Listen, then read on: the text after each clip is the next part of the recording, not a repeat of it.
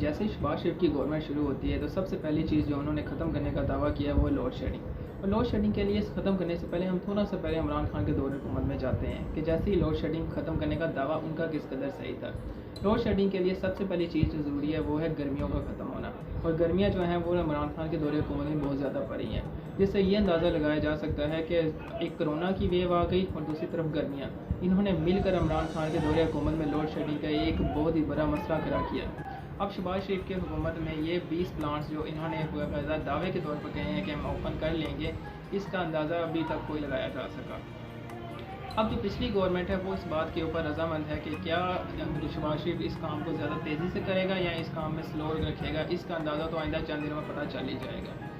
थोड़ा सा load shedding को ख़त्म करने की तरफ जाते हैं। अब इसकी बुनियाद कहाँ से हुई हम ये सबसे पहले लोड शेडिंग को ख़त्म करने के लिए पहली चीज़ होती है डीजल की प्राइसेस का बढ़ना, जो कि पाकिस्तान वैसे ही जीडीपी और पेट्रोल की प्राइस में बहुत पीछे जा चुका है। और अगर हम लोगों ने जीडीपी को एक अपर लेवल पे देखना है और इसको सॉल्व करना है इस प्रॉब्लम को, तो हमें डीजल की प्राइस के ऊपर कंट्रोल रखना पड़ेगा, क्योंकि हमारे कई बड़े बड़े पावर प्लांट्स हैं जो कि न्यूक्लियर अटैक्स और न्यूक्लियर बड़े बड़े एजेंसीज़ हैं जिनके सबसे ज़्यादा लोड शेडिंग जो है वो सिर्फ और सिर्फ डीजल प्लांट्स पर ही चलती है। अगर डीजल प्लांट के ऊपर कोई ना कोई मसला खड़ा होता है या फिर हमें ऐसा नज़र आता है कि जनाब ये सारे के सारे बंद होने जा रहे हैं, तो यकीनन लोड शेडिंग कंट्रीज़ में हो जाएगी। कई कंट्रीज़ ऐसे हैं जिनके ऊपर 16 घंटे और 17 घंटे की हो रही है लोड शेडिंग, और पाकिस्तान की कई शहरों में 16-17 घंटे हो रही है। इससे ये अंदाज़ा लगाया जा सकता है कि पाकिस्तान लोड शेडिंग में इतना ज़्यादा पीछे नहीं है, बहुत आगे आ चुका है। दूसरी बड़ी गलती जो इमरान खान के दौरे हुकूमत में वो ये है कि उसने पावर प्लांट्स के ऊपर तवज्जो कम दी, और कई पावर प्लांट्स जो पहले से बंद थे वो हमेशा बंद ही रह गए, जिसकी वजह ये हुई कि अगर पावर प्लांट्स बंद रहेंगे और इस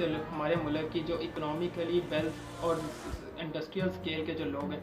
अगर पावर प्लांट्स बंद रहेंगे तो हमारी जो इंडस्ट्रीज़ हैं जो कि बड़े बड़े सेक्टर पे काम कर रही हैं, इनको खास तौर पे लोड शेडिंग का सामना होता है। और यही यहाँ पे बिजली की ज़्यादा मांग होती है, क्योंकि घरेलू आबादी की बिजली ज़रा थोड़ी कम है। अगर इस आबादी से हम लोगों को एक बेनिफिट नहीं होता, वो ये है कि हमारी सारी की सारी इकॉनमी जो है वो सारी इंडस्ट्री पे खड़ी है, और इरेगुलरली और इनडायरेक्टली हमारी इकॉनमी पे बेनिफिट करेगा और हमारी इकॉनमी को नुकसान पहुँचेगा। इससे डेफिशिट हमारी इकॉनमी हो सकती है। और अगर शहबाज शरीफ के दौरे हुकूमत का अंदाज़ा लगाया जाए तो इसमें 800 मेगावाट एनर्जी की अभी तक किल्लत पाई जा चुकी है। पिछली ओगरा की रिपोर्ट के मुताबिक हमारी 26,000 मेगावाट एनर्जी में से सिर्फ और सिर्फ 18,000 बन रही है, जिसमें से हमें 8,000 की शॉर्टेज पड़ रहा है। वो ये मेगावाट एनर्जी बड़े बड़े इंजन और पावर प्लांट्स इतनी हो सकती है जो कि मुख्तलिफ पाकिस्तान के गरीब शहरों और गरीब इलाकों में पहुँचाई नहीं जा रही है। सबसे बड़ा नुकसान जो कि लोड शेडिंग का होता है वो ज़्यादातर एग्रीकल्चर प्रोडक्ट्स में होता है, बिकॉज उनको हर वक्त फ्यूल की ज़रूरत है। डीजल के प्राइस के बढ़ने से उनके फ्यूल की प्राइसेस कम होती जा रही हैं, जिसकी वजह से उनको सारी के सारी जो इकॉनमी है उनकी डैमेज हो रही है और हमारी एग्रीकल्चर फील्ड को इनडायरेक्टली नुकसान हो रहा है।